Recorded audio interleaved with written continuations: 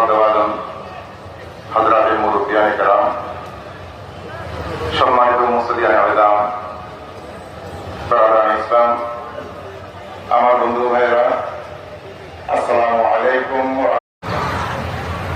سيدنا أبي بكر الصديق رضي الله تعالى عنه وعلى صاحب العدل والاحتساب مبين المسجد والمنبر والمحراب الذي رأيته مباركا لأم الكتاب سيدنا عمر بن الخطاب رضي الله تعالى عنه وعلى صاحب الحياة والإحسان الذي تستحي منه ملائكة الرحمن جامع آيات القرآن سيدنا عثمان بن